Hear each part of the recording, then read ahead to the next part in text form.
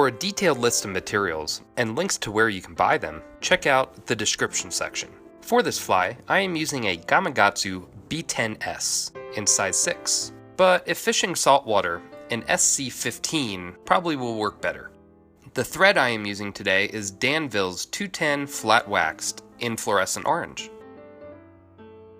Now start some type of hook wrap. I am using Pearl Tinsel Braid by Fly Tyer's Dungeon.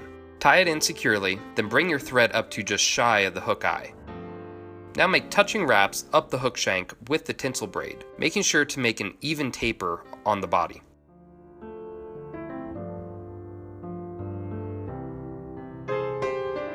Then capture the braid and trim off the waist.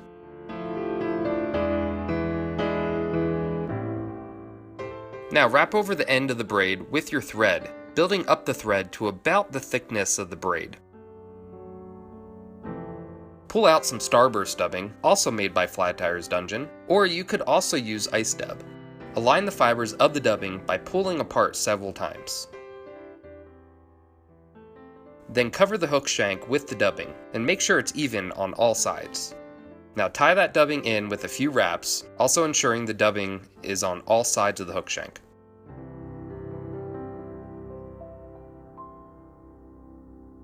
Pull back the forward-facing fibers, then tie those in facing rearward as well.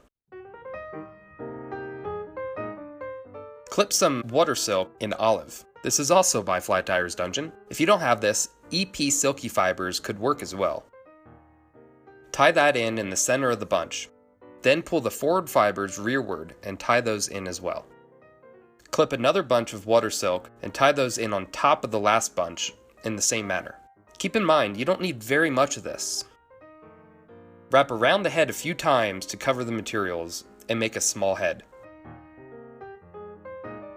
Now grab a peacock tail feather, or you could also use some pre-cut peacock curl. When selecting your fibers, make sure to get the longer fibers more towards the base of the feather. Also, one side will be darker and the other shiny. Choose from the darker side. Pull off 3 to 5 strands and make sure the tips are aligned and also the curves are all facing the same direction. Then tie those in so the curve is downward and the tips extend to about where the water silk fibers end.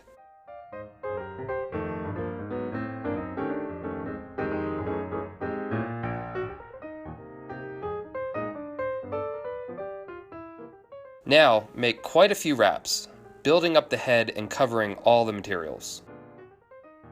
You also want to wrap back onto the fibers a bit so the orange will show through past the eyes. You'll see what I mean in just a minute. Then whip finish your fly. Now we're going to trim these materials to shape. Get creative here and trim them how you want. For me, I wanted them to angle back upward toward the top. This makes the silky fibers move a bit more in the water, kind of like a fish tail. Stroke the fibers back a bit to make sure they are where you want them. Once you're happy with the shape, go ahead and stop trimming. Now we will select some eyes. Use whatever color you want, but the size is really the key. They have to be small enough so the orange thread shows through the back, but large enough so the front part of the head is not showing through. I selected size 5mm eyes. Those 3D eyes have an adhesive back on them, so just place them on the head of the fly. When placing the eyes, make sure they are behind the hook eye, but far enough forward so no thread is showing in the front.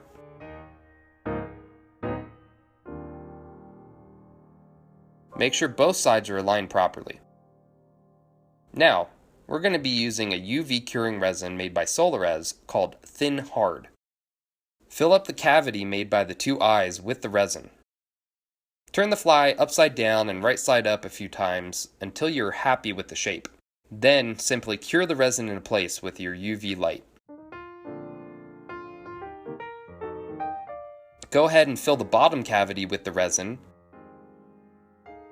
And if you need to change the shape at all, just use your bodkin to ensure it's how you want it.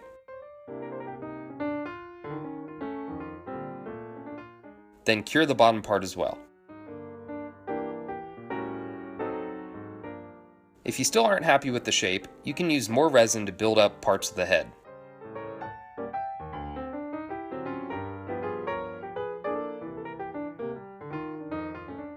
Once you're happy with the shape of the head, I like finishing the fly with another UV curing resin made by Solarez called Bone Dry. It's really thin and can be painted on with the built-in applicator. It cures really quickly and without any tackiness. It also creates a really nice shine on the head and gives it a nice finished look. Also, it will make the head even more durable and keep from losing the eyes on hard strikes from fish. And there we have it. Your fly is finished. As you can see, the fly sinks very slowly.